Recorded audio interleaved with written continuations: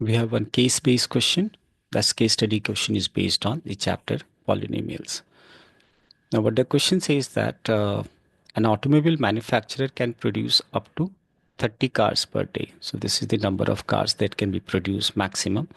And the profit made from the sale of these vehicles can be modeled by the function. So this is the profit function over here, where px is the profit in 1,000 rupees and x is the number of automobiles made and sold.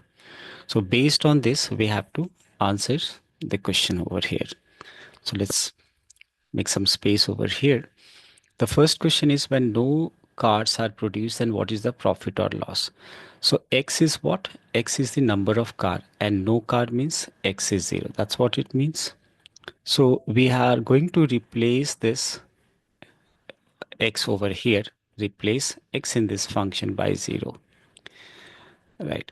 So what we are going to get here, like placing x as 0, we are going to get this as minus 0x square, and placing x as 0 here, that is 350 into 0.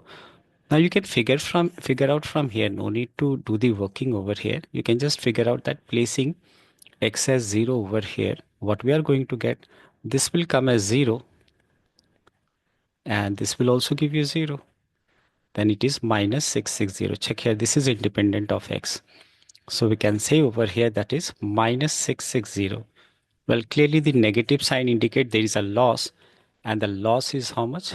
We can say the loss is, and it is in rupees, right? We are given in rupees, in 1,000 rupees, right? So px is the profit in 1,000 rupees. So definitely it's going to be minus 6600 is the loss in this case. Now coming to the next part, that is the second part over here. It says, what is the break-even point? And it also mentioned break-even point is this, when the profit, there is no profit or no loss. That means this time px is going to be 0. Well, don't get confused. P0 is different than px is equal to 0. That means we are going to replace this px with 0, right? So in this equation, we are going to replace px with 0. So let's what we are getting.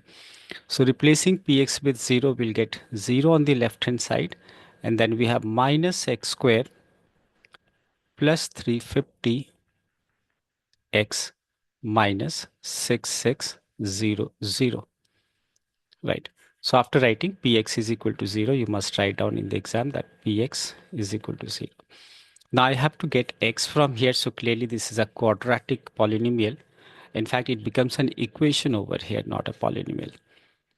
Right. So replacing px is equal to 0. Now I can do what? I can transpose these numbers on the left hand side. So it's negative x square become positive x square minus 350x and plus 6600. Now check, in order to factorize this by middle term, you can apply a trick. And what is that trick over here is that ignore these two zeros. For every 2 0 ignored here, ignore 1 0 for a while just to get the factors. So now from the factors of 66, you have to obtain 35. So it should be what? 33 into 2, right? Just for assuming.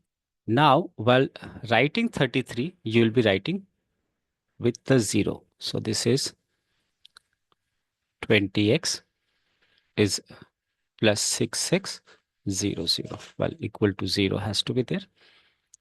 Now, for first two term, what you can see, we have x as common. If I take x common, we get x minus 330. And when I take minus 20 as common, we'll get x minus 330 equals 0. Now, equating for finally, the factors we have is what? X minus 330 and x minus 20.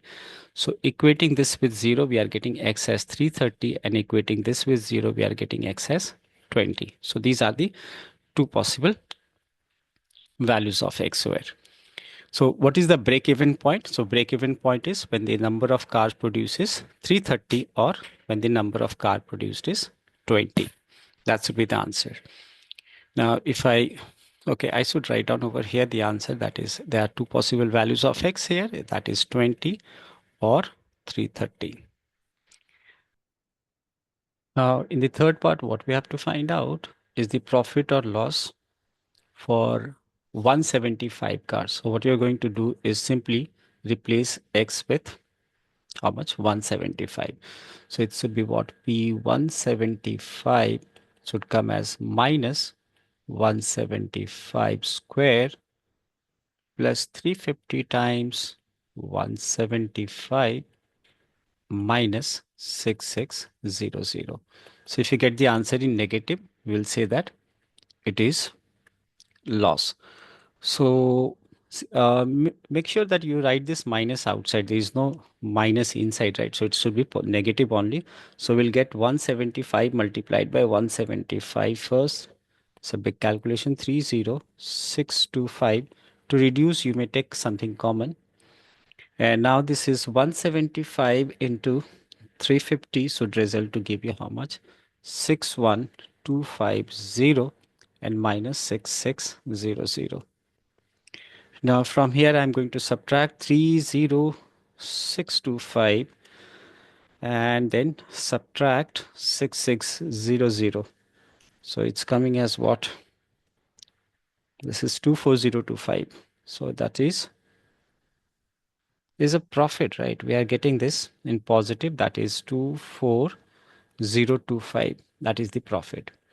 There's an OR part also. The same way you can do the OR part, just that instead of 175, you will place 400.